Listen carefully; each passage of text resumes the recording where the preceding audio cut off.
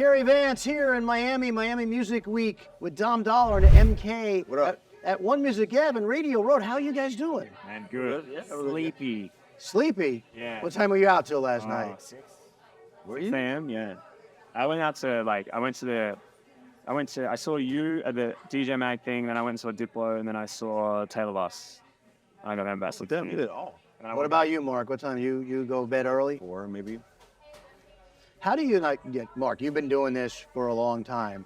How do you keep up the energy to be able to just go? Oh, I've been DJing since for like 15 years.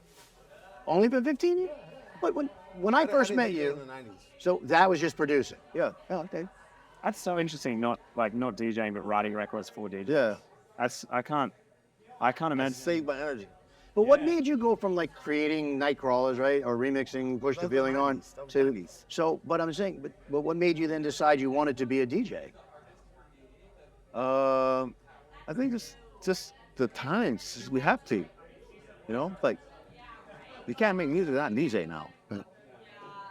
It's about reading the crowd, right? It's about like understanding what the audience wants. Look, I'm actually so surprised about like the idea that you're able to write records. The DJs love to. Well, I've been to clubs, so I get it. And I write dance music, so I write music on how I would want to feel in the club. Like, what's gonna make me go dance? That's what I try to do.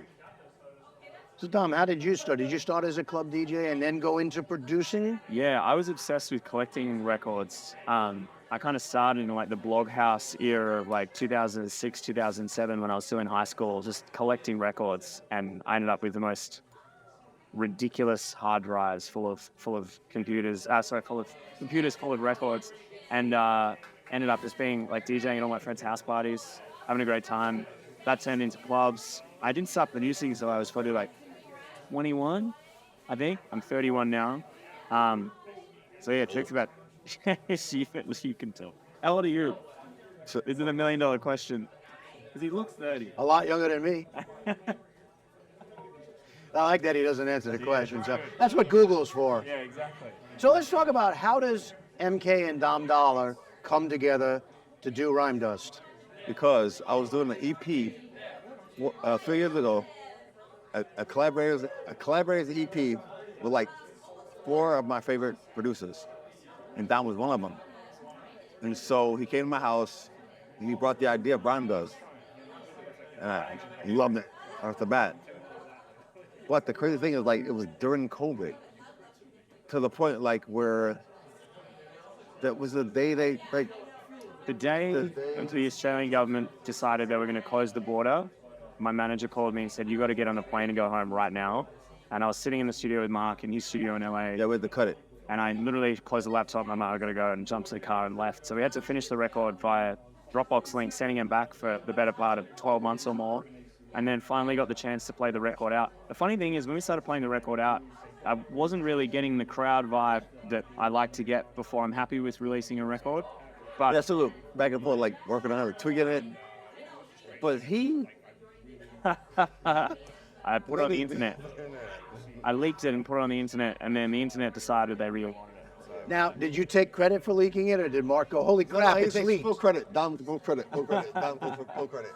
Yeah, no. Were you mad at first, and then like, Why were you mad, bro? I mean, the record was at a place where we both liked it enough to play it, but we knew that we had tweaks to make if the audience response wasn't big. The audience was like, we want it right now. So I'm like, whoa, okay. And then next thing we knew, like, we had to reorganize our release schedules. And like, we both had our own individual singles that we had planned. The record, if it was going to come out, wasn't supposed to come out for months.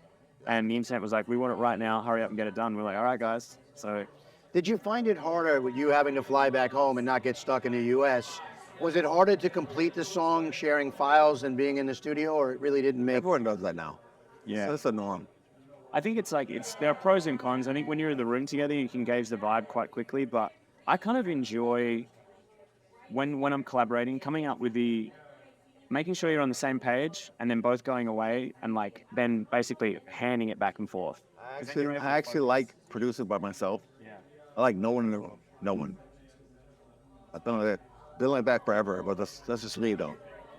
Otherwise, there's too many cooks, and you're like, you have a vision, and then everyone's putting in their input. It's like, let me execute my vision, and then we'll do Yeah, feedback yeah, for sure. afterwards. Yeah. Take it after. We've had a lot of artists come through One Music Gavin Radio Road today, and one of the questions I asked them, you both being DJs and playing the biggest clubs, the biggest festivals, do you ever try songs out while they're not completely finished yet to get the vibe? Yeah, of course, yeah. Do research. Yeah, of course. Half I said is that. You kind of got to do it. It's Yeah.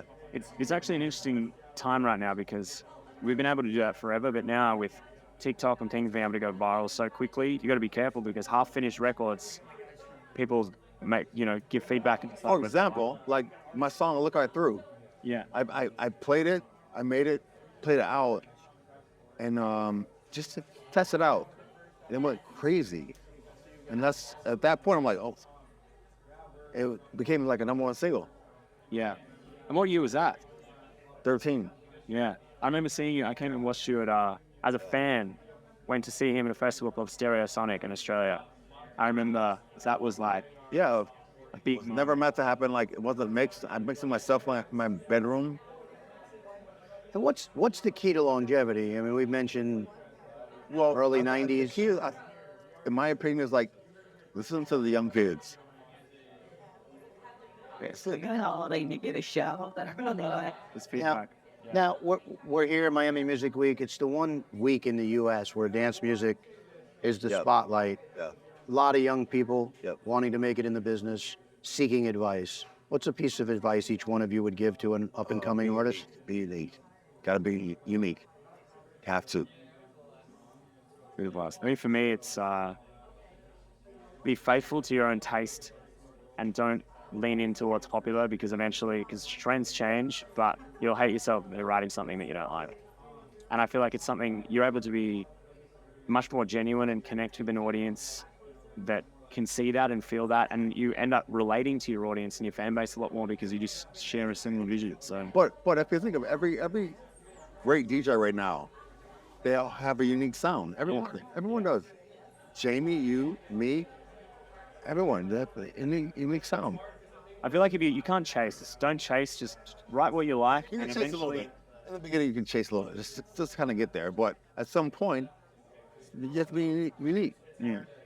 Be like you can take elements of what's in vogue, like if just to make sure that the records are being played in the right sets. But I think that's a production thing. I think from a conceptual songwriting perspective or a sampling perspective, just write vocals you like, sample vocals you like, chords that you like, every elements of sound design. Still in the same lane, kind of, but but still be unique. Yeah. Now, aside from Rhyme Dust, which is the current single that's blowing up, flying up the charts, individual projects you're working on? Well, yeah, we all What have you got coming up? Huh? What have you got coming up? Is that your next? Take My Chance, the new one, but it's all 90s, totally 90s. Love that. But it seems like that sound hits, right? When you look at some of these retro Yeah, records. but this is more 90s. It's like 90s in what? This is like 91, 90s. Got a big Reebok pump sneaker. Yeah. I hope so. We'll see. Well, we're going to do something now. Mark, I think you've done this with me before, but I don't think Dom ever has. We're going to do something called Carrie's Quickies Nice. and give your fans a chance to get to know you guys a little bit better. Maybe you'll get to know each other a little bit better. All right? Hot or cold? Right, I didn't thought about that, but not like you're like. I like Fast or slow? Slow. What are we talking about? driving. I'm talking about driving. Driving and sleeping. All right, so then I would ask this question. I might get the reverse answer. What's the fastest you've driven a car? Oh, 120. In kilometers an hour, because I don't know miles, probably I had 200 Ks. Yeah, that's 130, 140. That's pretty. What did you say? 120. Yeah, that's pretty fast. Pool or ocean? Yeah. Oh, cool. Mashed potatoes, baked potatoes, or French fries? French fry. Baked potato. Sweet, sour, or salty? Salty. Right. Sweet, sour. Do you get baked potatoes, Mary? Hard or soft? It's hard, bro.